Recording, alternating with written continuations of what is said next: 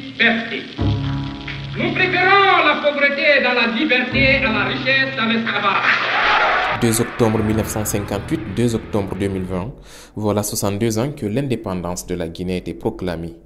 Pour immortaliser cette date, plusieurs plateformes de jeunesse ont organisé un carnaval géant qui est parti du rond-point de Hamdallaye à celui de la Belle-Vue.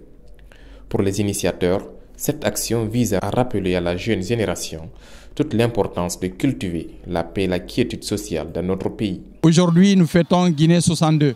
C'est pour magnifier aujourd'hui la victoire de la Guinée face à la domination, face à la colonisation.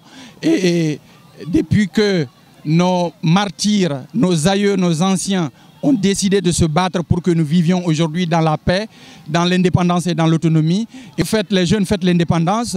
Il y a toutes les communautés, toutes les régions, toutes les ethnies et tous les genres ici, que ce soit femmes, hommes, petits, grands.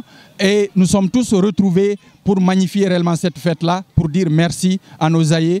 Plusieurs jeunes ont pris part à cette cérémonie.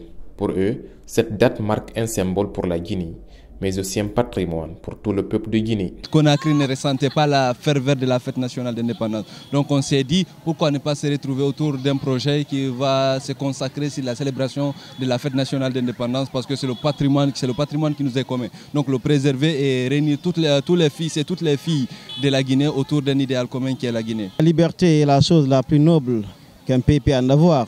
Alors moi, étant un jeune activiste politique, je ne peux que me réjouir d'une telle journée. Et la plus grande joie dans cette affaire, c'est parce que, comme vous l'aurez remarqué d'ailleurs, ici, nous sommes que des jeunes qui sont réunis. Et c'est la fait déjà 4 ans de cela que nous sommes en train de commémorer cette date particulière pour la Guinée.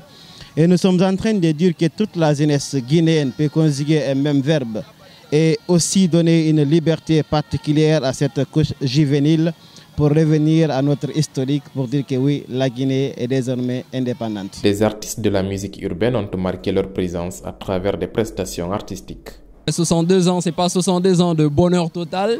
Il y a eu, il y a des hauts et des bas, mais Dieu merci, on est là, on est toujours fiers d'être Guinéens et on se bat, on fait de notre mieux, jeunes, on se mobilise pour donner une belle image de notre pays, quoi. Cet activiste invite les politiques en cette période électorale à privilégier le dialogue pour cultiver la paix dans notre pays. Nous sommes une Guinée qui est composée de 4 régions naturelles. Je dis bien composée de 4 régions naturelles et non pas divisée en 4 régions naturelles. Et nous sommes comme les 4 roues d'un véhicule. Lorsqu'il en manque une, le véhicule ne peut pas bouger. C'est ça la Guinée. Alors, je vais profiter par cette occasion pour dire à nos leaders politiques qui sont en pleine campagne électorale de prioriser la paix, la quiétude et de faire campagne autour de leurs projets de société, ou ceux qui sont au pouvoir de parler de leurs acquis, de ce qu'ils ont pu faire et ce qu'ils comptent faire pour la Guinée, et qu'ils arrêtent d'appuyer sur la fibre ethnique, ethnocentrique ou sur la haine tribale. La Guinée n'a pas besoin de ça. Cette année, la fête de l'indépendance guinéenne a été célébrée dans un climat un peu particulier dû à la pandémie du coronavirus.